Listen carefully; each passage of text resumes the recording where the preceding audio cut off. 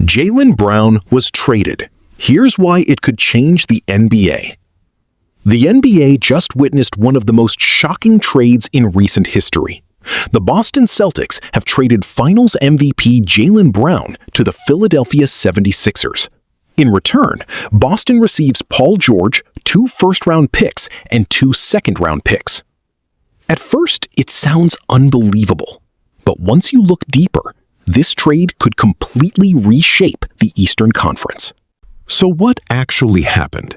For nearly a decade, Jaylen Brown and Jason Tatum were the faces of Boston basketball.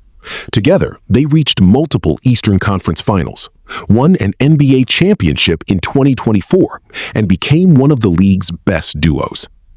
But everything changed after Tatum suffered a torn Achilles.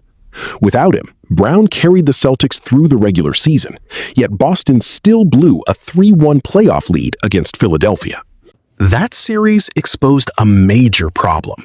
Boston had 2 supermax contracts, an aging supporting cast, and very little financial flexibility under the NBA's new collective bargaining agreement. Eventually, the Celtics decided they couldn't keep building around the same core, so they made the move almost nobody expected. Philadelphia, meanwhile, saw an opportunity. Paul George is still a talented player, but at 36 years old, injuries have become a major concern. Jaylen Brown is 6 years younger, rarely misses games, and is entering the prime of his career. Now imagine Philadelphia's core: Joel Embiid, Tyrese Maxey, Jaylen Brown, rookie VJ Edgecombe.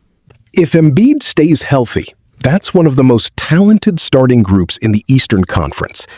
Brown also gives the 76ers something they desperately needed: another elite scorer and defender who can take pressure off Embiid during the regular season. But here's where it gets interesting. Boston didn't simply trade Brown because they wanted Paul George. They traded him because they believe flexibility is more valuable than staying stuck. The draft picks give the Celtics future options, while George can still help them compete once Tatum returns. The concern is obvious, though. George is older, has struggled with injuries, and doesn't fit Boston's timeline nearly as well as Brown did. If his production declines, the Celtics may have traded away a franchise cornerstone for a very short championship window.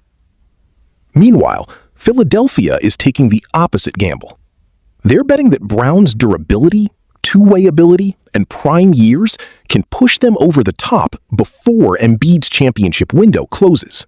In theory, both teams addressed major problems. In practice, one side may have just handed a direct rival the missing piece it needed. The biggest question now isn't whether this trade is shocking. It's whether Boston accidentally made Philadelphia the new favorite in the East. And if that happens, this trade won't just be remembered as a blockbuster. It could become the move that changed the balance of power in the NBA forever, and could potentially be one of the worst trades of all time.